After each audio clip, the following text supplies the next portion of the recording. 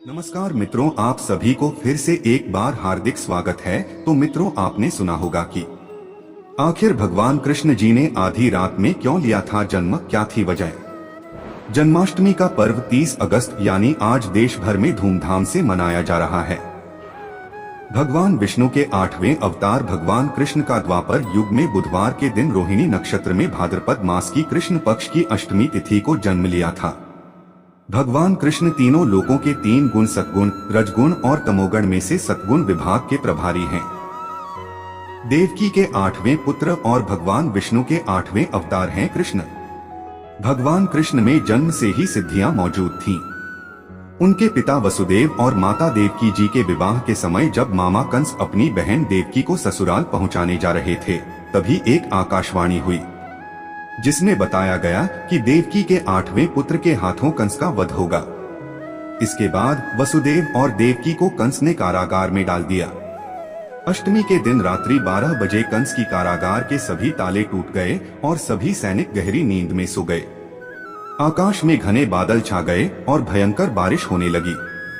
इसके बाद कृष्ण जी का जन्म हुआ। भगवान के जन्म के लिए जिस नक्षत्र और समय को चुना गया वह काफी मायनों खास है। आइए जानते हैं आखिर भगवान ने जन्म के लिए आधी रात का समय ही क्यों चुना। अष्टमी तिथि की मध्य रात्रि को जन्म लेने का प्रमुख कारण चंद्रवंशी होना है।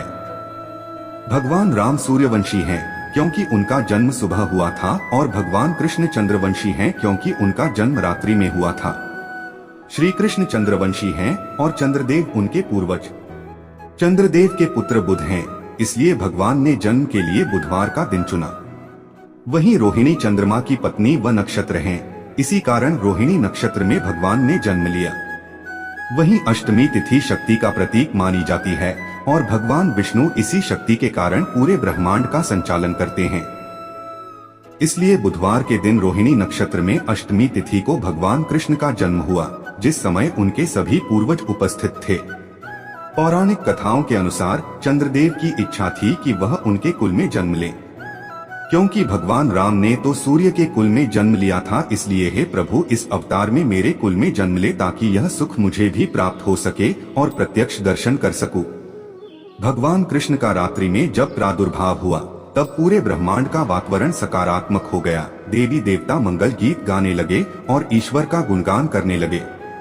प्रकृति, पशु पक्षी, साधु संत, किन्नर आदि सभी नाचने गाने लगे और ईश्वर के जन्म के लेकर हर्षित हुए। बताया जाता है कि पृथ्वी से लेकर इंद्रलोक तक चारों तरह ईश्वर के आने का हर्षमय वातावरण हुआ।